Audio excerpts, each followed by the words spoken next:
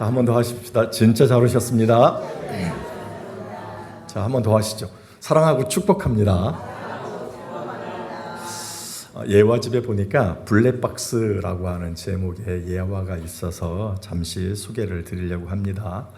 어느 이 집사님이라고 하는 분이 회사에 다녀요. 늘 바쁜 가운데서도 매달 첫 주는 교회 식당 봉사를 하고 셋째 주는 독거노인 반찬 배달을 거르지 않는 그 사역을 감당하는 집사님이 계셨습니다. 어느 겨울 반찬을 배달하고 돌아오는 길에 빙판길에서 트럭과 정면으로 부딪힐 뻔했습니다. 트럭은 중앙선을 넘어왔고 이 집사님의 차는 가드레일을 받고서야 멈추었습니다. 에어백이 터지고 이 집사님은 갈비뼈에 금이 가는 부상을 입었고 그것을 치료하기 위해서 병원에 입원을 하게 되었습니다. 치료를 다 마치고 이 집사님이 퇴원을 했습니다. 그때 작은 아들이 집사님에게 이렇게 이야기했습니다. 엄마, 매달 시간 쪼개서 반찬 나르고 봉사하는 거 하나님이 다 보고 계신다면서요. 그런데 정작 죽을 뻔한 사고는 왜 막아주시지 않으신 거예요? 라고 이렇게 질문을 했습니다. 그때 집사님이 이렇게 대답을 했습니다. 얘야, 블랙박스 영상을 다시 보렴. 트럭이 넘어온 각도 그대로였으면 난 운전석이 아니라 조수석에서 직사했을 거야. 근데 그날따라 반찬통을 조수석에 싣느니라고 내가 운전석 쪽으로 살짝 붙어 앉아 있었어. 우연이니 나는 그 반찬통이 나를 살렸다고 믿는다. 깨달으면 은혜요. 못 깨달으면 그냥 재수 좋았던 사고인 게야 라고 이렇게 대답을 했습니다. 이 예화가 오늘 우리에게 주는 교훈이 뭐냐라고 했을 때 깨달음이 중요하다라고 하는 사실입니다. 오늘 본문에도 이렇게 깨닫기를 바라는 예수님의 마음이 잘 나타나 있습니다. 그러므로 우리는 오늘 본문을 말씀을 통해서 주님께서 말씀하시는 깨닫는 은혜를 받는 귀한 시간을 가져야 되겠습니다. 오늘 본문은 8장 1절에서 10절에서 행하신 칠병이어의 기적, 곧 물고기 2마리와 떡 7개로 4,000명을 먹이신 기적을 행하신 후에 무리를 떠나서 배를 타고 갈릴리 바다를 행하시다가 그 배 위에서 벌어진 이야기를 기록하고 있는 내용입니다. 예수님과 제자들이 배를 탄 지 얼마 안 와서 배 안에서 문제가 발생하게 되었습니다. 그 문제가 뭐냐라고 했을 때 배를 타고 갈릴리로 가는데 그 제자들이 그 도시락을 이제 놓고 왔고 그것으로 인하여 걱정하는 문제가 발생하게 되었다는 것입니다. 예컨대 야 우리가 양식 챙겨야지 양식을 챙겨가지고 타지 않아서 큰일 났어. 앞으로 어떻게 하면 이 먹는 문제를 해결할 수가 있냐 하면서 걱정하는 일이 벌어졌다는 사실입니다. 이를 14절과 16절에서 말씀을 합니다. 14절 제자들이 떡 가져오기를 잊었음에 배에 떡 1개밖에 저희에게 없더라. 16절 제자들이 서로 의논하기를 이는 우리에게 떡이 없음이로다 하거늘. 배를 타고 오던 제자들이 칠병여의 기적 이후에 엄청나게 많은 음식이 남았는데 그것을 가져오지 못했다. 그래서 이제 우리가 앞으로 먹는 거 이거 어떻게 해결하냐 하고 걱정하는 문제가 발생하게 되었다라고 하는 사실입니다. 이런 제사들의 모습을 보게 되면 참 한심하기 짝이 없다라고 생각하실 수도 있습니다. 그 도시락 가지고 오지 못한 것이 뭐 대단한 일이라고 그런 것을 가지고 그렇게 걱정을 하고 난리 법석을 떨어. 아니 반대편 갈릴리에 가서 점심을 또는 밥을 사 먹으면 될 거 아니야 라고 우리는 이렇게 생각할 수 있을 것입니다. 그러나 이것은 우리들이 생각이지 제자들에게 있어서 먹는 문제는 대단히 중요했다는 사실입니다. 왜 그렇습니까? 제자들의 삶이라고 하는 것이 풍족하지 못했습니다. 따라서 매번 12명의 제자들이 식사를 한다는 것이 참 힘들었다라고 하는 것입니다. 그들은 먹는 문제를 해결하기 위해서 때때로 남에게 의존하기가 일쑤였고 이것이 제자들에게는 매우 힘든 일이었다는 사실입니다. 그래서 제자들에게 있어서 그 칠병 이후에 기적 이후에 남았던 그 많은 음식들, 그 도시락들을 가지고 오지 못한 것은 그들에게 있어서 걱정거리였고 어찌 보면 그것은 당연한 일이었다라고 하는 사실입니다. 그래서 우리가 인간적인 관점에서 보면, 인간적으로 생각하면 제자들의 마음을 능히 헤아릴 수 있다 하는 것입니다.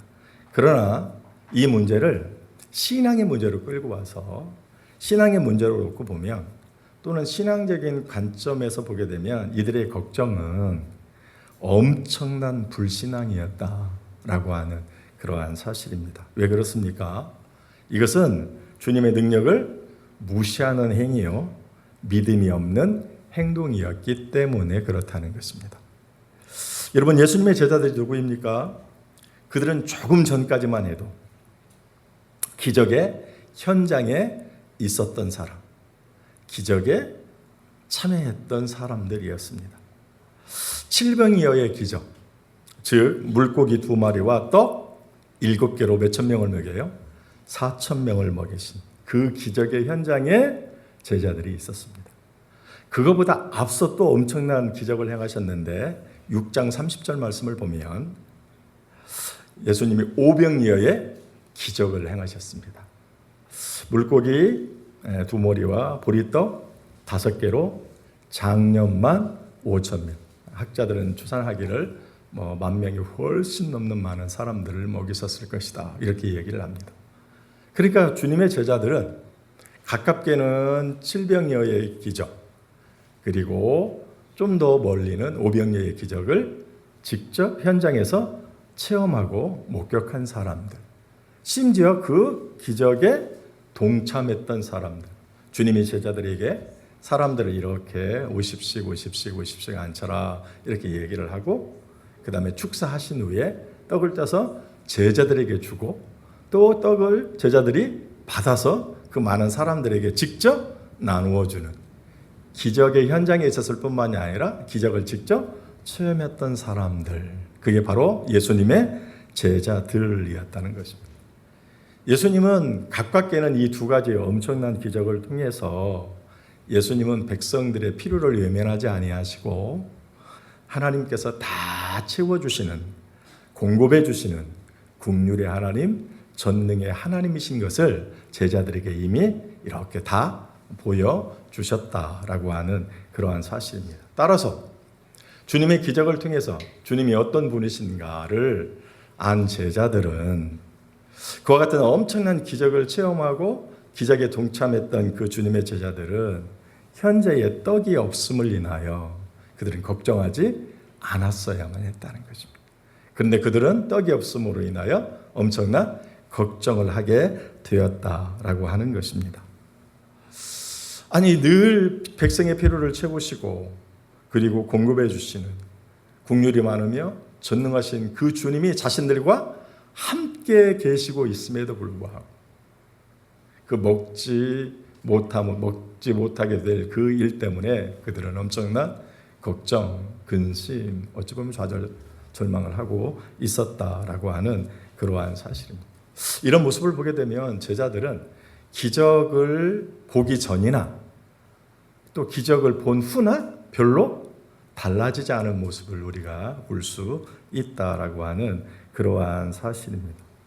기적의 주체이신 예수님을 모시고 있으면서 자신들의 2눈으로 기적을 보며 체험했음에도 불구하고 예수님을 믿지 못하고 그 하찮은 떡 때문에 걱정하는 것입니다. 이렇듯 이들은 불신앙적인 모습을 보였다라고 하는 것입니다. 자, 이런 제자들의 불신앙적인 모습을 보면서 주님이 어떤 반응, 주님이 어떻게 말씀을 하셨을까요? 17절 한번 볼까요? 17절 한번 띄워주시죠. 다 같이 읽습니다. 17절 17절 한번 보십시다. 자, 다 같이 성경 있으니까 읽겠습니다. 시작. 예수께서 하시고 이르시되 너희가 어찌 떡이 없으므로 의논하느냐 아직도 알지 못하며 깨닫지 못하느냐 너희 마음이 둔하냐 이렇게 얘기합니다. 똑같은 사건이 마태복음 16장에 있거든요. 거기에는 이렇게 얘기해요. 예수께서 하시고 이르시되 믿음이 작은 자들아 어찌 떡이 없으므로 서로 논의하느냐 이렇게 얘기합니다. 여기 17절 예수께서 하시고 이르시되 그렇게 너희가 어찌 떡 없으므로 수군거리냐 이렇게 했는데 마태복음 16장에서는 예수께서 하시고 이르시되 믿음이 작은 자들아 어찌 떡이 없으므로 서로 논의하느냐 이렇게 얘기를 합니다. 이런 말이죠. 이 말을 이제 쉽게 풀어서 얘기하면 내가 2번씩 기적을 행하여 너희들의 필요를 공급했음에도 불구하고 아직도 나를 신뢰 즉 믿지 못하느냐?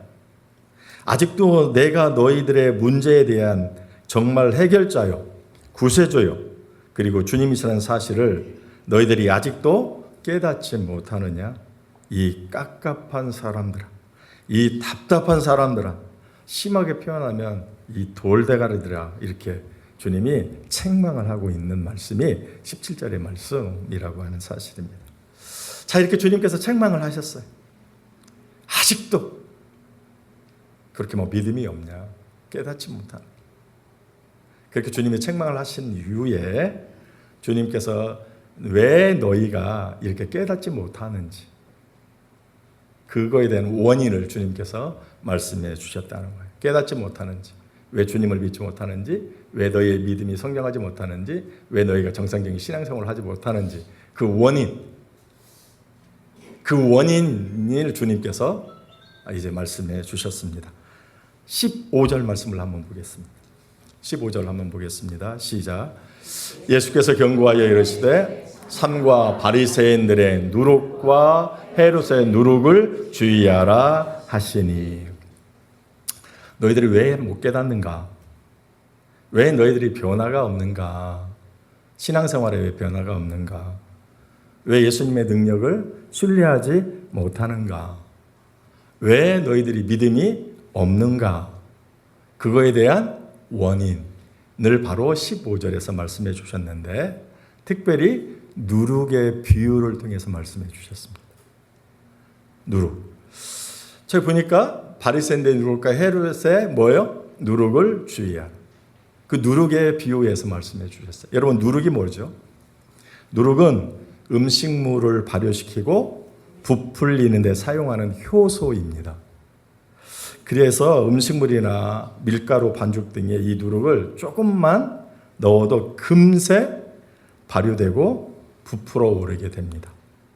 참으로 음식물에게 있어서 누룩의 영향력은 가히 대단하다라고 말할 수 있습니다. 따라서 여기서 말하는 누룩은 뭘 의미하냐? 영향력. 여기서 누룩은 그냥 누룩 자체를 얘기하는 게 아니라 누룩의 그 특징 중에 하나인 영향력. 이 누룩을 밀가루 반죽하고 음식물에 넣었을 때 어떻게 해요? 엄청나게 이렇게 변화가 일어나죠. 엄청난 영향력을 끼치죠.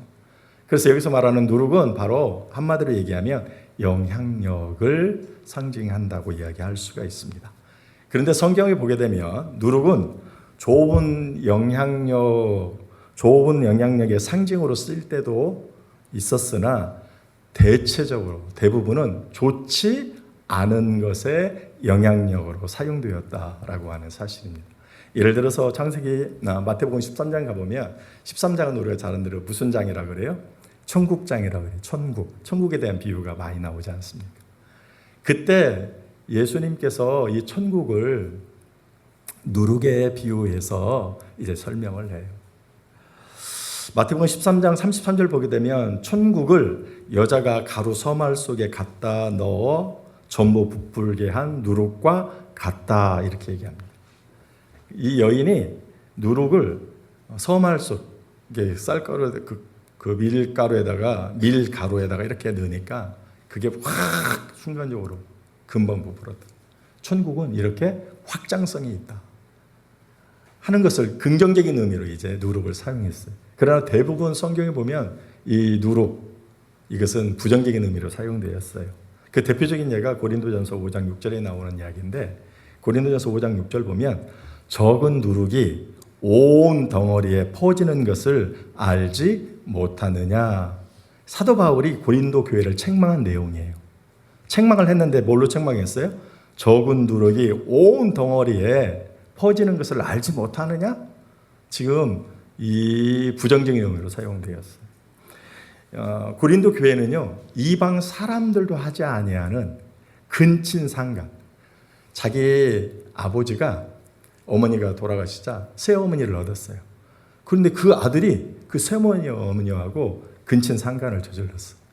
그런데 교회가 그것을 그냥 방치해 두었어요. 그래서 사울이 바로 이 누룩의 비유를 들어서 누룩이 모든 것을 신속하게 다 부패시키는 것처럼 그 죄가 교회 전체를 신속하게 퍼쳐 죄악으로 물들게 할 수 있음을 걱정하면서 그 죄를 제거해야 될 것을 말씀하셨습니다. 이처럼 누룩이라고 하는 것은 영향력을 의미하되 나쁜 영향력을 의미한다라고 이야기할 수가 있다는 것입니다. 그러므로 본문에서 예수님께서 누룩을 주의하라고 하신 그 말씀은 제자들이 지금 뭐 때문에 걱정하고 염려해요?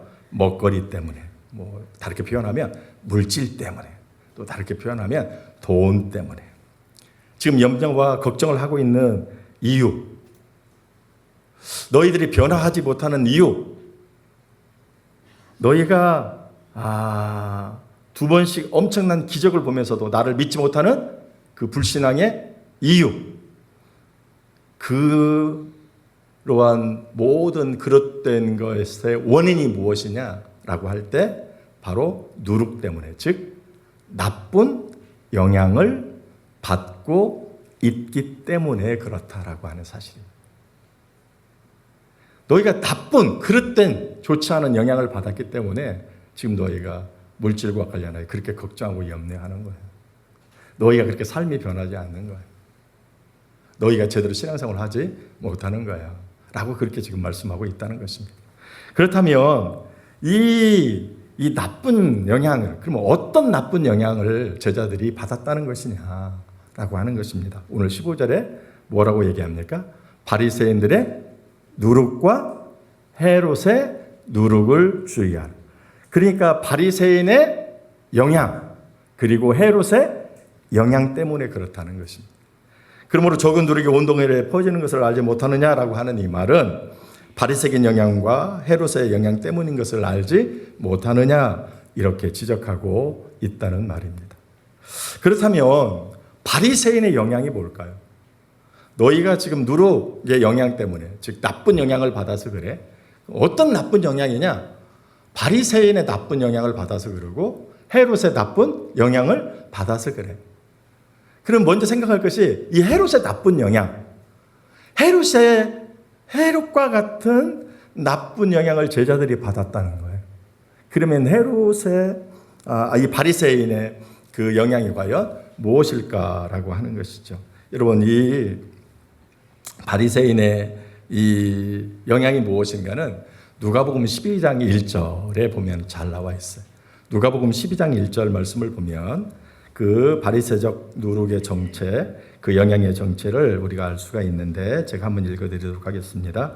그동안에 무리 수만 명이 모여 서로 밟힐 만큼 되었더니 예수께서 먼저 제자들에게 말씀하여 가라사대 바리새인들의 누룩 곧 외식을 주의하라, 이렇게 말씀합니다. 그게 바리새인의 누룩이 뭐냐라고 할 때 외식이라는 거예요. 외식. 바리새인들의 누룩이 뭐냐? 누룩은 외식이라. 바리새인들과 같은 외식의 제자들이 나쁜 영향을 받아서 지금 그렇게 걱정하고 염려하고 불신앙적인 모습을 보이고 제대로 신앙생활을 하지 못하고 있는 것이다 라고 그렇게 말씀을 해요. 여러분, 외식이 뭘까요? 외식은 우리가 쉽게 얘기하면 겉과 속이 다른 것이죠. 겉으로는 정말로 정결해 보여요. 그런데 속은 부패하고 타락한 상태를 말해요. 겉으로 보면 예수님 당시 바리새인들처럼 경건한 사람들이 없어요. 그들은 율법을 철저히 준수하였어요. 기도하는 것, 금식하는 것, 11조 이런 것에 엄청난 열심을 내었어요. 하지만 문제는 그들의 내면이죠. 그들의 내면에는 참된 경건이 결여되어 있다는 것입니다. 내면은 경건 대신 오히려 교만과 허영과 탐욕으로 가득 차 있었습니다. 그들은 다만 외부의 추한 것들이 겉으로 드러나지 않도록, 내부의 추한 것이 겉으로 드러나지 않도록 거룩한 종교의 허울을 뒤집어 쓰고 있었던 것뿐이라고 하는 사실입니다. 따라서 바리새인들의 외식이라고 하는 것은 겉만 잘 꾸미는 것, 겉에만 관심을 갖는 것, 이게 바리새주의의 큰 특징이라 이야기할 수 있습니다. 한마디로 얘기하면 바리새주의는 외식주의 혹은 형식주의라고 이야기할 수 있다라고 하는 것입니다. 그래서 주님께서 바리새인들을 책망할 때 회칠한 무덤 같은 자들이라고 주님이 책망을 했던 것을 볼 수가 있습니다. 무덤, 그 더더구나 조상들, 또 훌륭한 선지자들의 무덤은 아주 아름답게 잘 꾸몄습니다. 근데 무덤은 그냥 무덤일 뿐이에요. 무덤 안에는 뭐예요? 시신이 다 썩어 있죠. 냄새가 나죠. 바로 바리새인들, 너희들이 그렇게 외식하는 자들아는 겉은 아주 그럴싸한데 속은 다 썩어져 있는, 겉과 속이 정말로 다른 그런 사람들이라고 주님이 책망했던 것을 볼 수가 있습니다. 제자들이 바로 이런 바리새적인 좋지 않은 영향을 받았다는 거예요. 제자들은 진짜 신앙생활을 한 게 아니고 바리새인들은 겉으로 보면 정말 경건한 자라 그랬어요. 막 율법도 잘 지키는 것 같고 막 기도도 사람들 보는 데서 쫙 이렇게 하고 구제도 막 시장 앞에서 서가지고 자 어려운 사람 오라고 막 나눠주고 사람 많은 곳에서 막 서가지고 하늘을 향하여 막 기도도 하고 금식도 1년에 딱 대속죄제일 한 번만 하루만 하면 되는데 막 일주일에 막 2번씩 하고 11조를 드리는데 이 곡물의 11조를 물론 드리는데 그거 외에도 막 일일이 뭐 배추, 뭐 상추, 뭐 후추, 뭐든지 막 그거에 대한 일일이 막 그런 것까지 10일 한 조를 떼가지고 다 드리고 그래서 막 겉으로 보면 어떻게 해요? 진짜 경건한, 진짜 신앙이 좋은 사람들. 그런데 그들은 어떻게 했어요? 형식. 그렇게 보였을 뿐이지 실제로는 온전한 신앙생활을 하지 못했다. 하나님의 영광을 위하여 한 것이냐 할 때 그게 아니고 다 자신의 영광을. 그들이 진짜 하나님을, 메시아신 예수님을 진짜 믿어서 그렇게 했는가? 그렇지 않아요.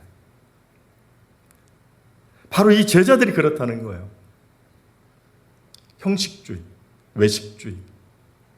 겉으로 보면 신앙생활 잘하는 것 같고 막 주님의 참된 제자인 것 같고 그런데 가만히 보니까 그렇지 않더라는 거예요. 오늘 얘기하면 교회에 막 주의를 잘 지켜 막 기도도 해, 봉사도 해, 헌신도 해, 막 여러 가지 다 해. 그래서 이렇게 보면 진짜 신앙생활을 잘하는 것 같아요. 근데 진짜 신앙생활을 하는 거, 진짜 경건한 생활을 하는가, 진짜 주님을 믿는가? 그렇지 않다는 거예요. 겉으로 봤을 때는 뭐 주님을 너무 잘 믿는 것 같아요. 그런데 실제로는 믿지 못하는 거예요. 제자들이 기적의 현장에 있었다니까. 그 기적에 동참했다니까요. 다른 사람들이 주님의 제자들을 이렇게 보면서 진짜 믿음이 좋아, 진짜 주님의 제자들을 막 부러워하고 막 해요. 그런데 그들이 진짜 주님을 믿었는가? 주님은 당신의 백성들을 필요를 외면하지 아니하시고 채워주시고 그것을 넉넉하게 채워줄 수 있는 긍휼과 전능의 하나님인 것을 그들이 진짜 믿었는가? 안 믿었다는 거예요. 여러분은 어떠해요? 여러분, 우리가 삶을 살면서 이 제자들처럼 떡의 문제, 떡으로 대변되는 물질의 어려움이 우리가 있을 수도 있어요. 또는 떡으로 대변되는 건강의 문제나 기타 여러 가지 많은 이 땅에 살아가는 삶을 살면서 여러 가지 많은 문제들을 우리가 만날 수 있어요. 그런데 그 일을 만났을 때 여러분의 모습들을 한번 봐요. 걱정합니까? 걱정하지 않습니까? 그것 때문에 막 좌절과 실망을 합니까? 전혀 좌절과 실망하지 않습니까? 대체적으로는 다 좌절하고 실망하고 울고 불고 난리를 쳐요. 하나님이 살아계신가 안 계신가 부터 시작해서 하나님 나를 정말로 사랑하는가 안 사랑하는가, 내가 주를 위해 이렇게 했는데 주님 어째 나한테 이렇게 할 수 있느냐고 막 그렇게 따져먹기도 하고, 하나님을 믿네 안 믿네, 교회를 나오네 안 나오네, 내가 막 주의 일을 하네 안 해. 왜 그럴까요? 여러분, 진짜 여러분이 하나님을 믿는다면, 그 진짜 신앙생활을 한다면, 진짜 하나님이 살아계시고 그 하나님의 긍휼과 그 하나님의 전능하심을 여러분이 정말로 믿는다면 떡이 없다고, 떡으로 대변되는 육체의 모든 그 어려움을 내가 만난다고 제자들처럼 걱정하라 염려할 필요가 없다는 거 아니겠습니까? 그런데 어쩌습니까? 그렇지 않아요. 겉으로 봐서는 주일 잘 지키고 앞에 기도시키면 기도도 그럴싸하게 잘하고 봉사도 하고 원신도 다 하는데 떡이 없다고 하는 그 어려움을 만나면 다 하나같이 무너져. 죽네 사네, 나오네 안 나오네, 일하네 일하지 않느네, 하나님이 나를 사랑하네 사랑하지 않느네. 오늘 우리가 진짜 신앙생활을 하는 것, 진짜 믿는 것, 경건의 모양은 있으나 경건의 능력을 상실한 자들은 아닌가.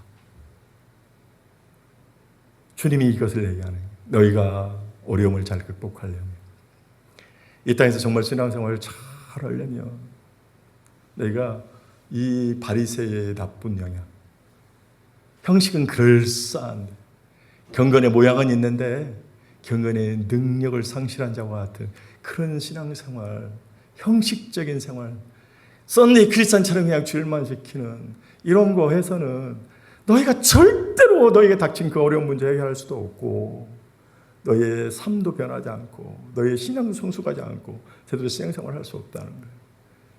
그 제자들한테 그렇게 물어보는 거예요. 내가 너희에게 이렇게 기적을 행할 때 너희가 그 자리에 있지 않았느냐?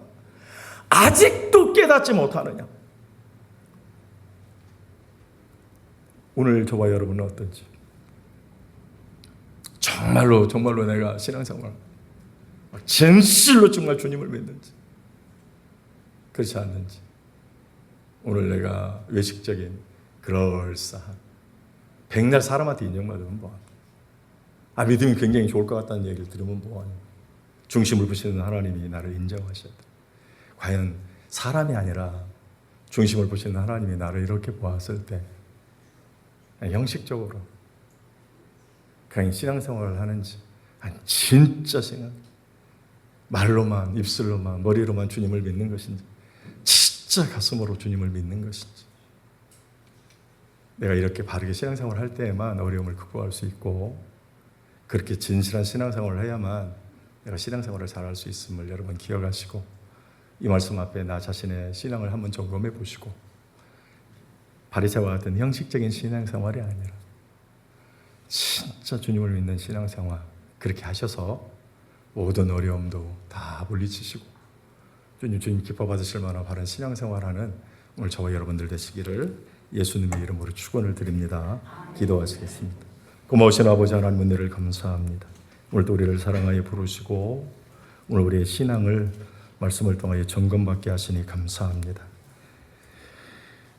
다른 사람들이 나의 신앙을 좋다고 하고 어쩐 때는 나 자신도 나 자신에게 속아서 괜찮은 신앙인 것처럼 하지만 진짜 내가 하나님을 믿는 그 믿음에 있는 사람인지 우리 자신을 점검할 수 있도록, 내가 진짜 믿음이 있는 사람이라면 하나님이 나를 사랑하시고 나에게 긍휼을 베푸시고 나의 모든 문제를 해결해 주시고 그것을 능히 해결해 주실 수 있는 그 하나님을 내가 믿는다면 이 땅에 떡이 없으므로 물질이나 기타 여러 가지 것들이 없다고 해서 또 그런 모든 것들을 인하여 좌절하거나 실망하지 않고 그 하나님만 의지하여서 아버지 그 어려움을 이겨내고 흔들리지 아니하는 모습을 보일 것인데 아버지 그렇지 못할 때가 참 많이 있습니다.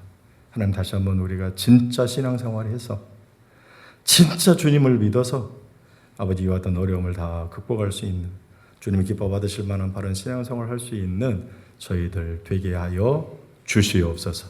예수님의 이름으로 감사 기도 올리옵나이다.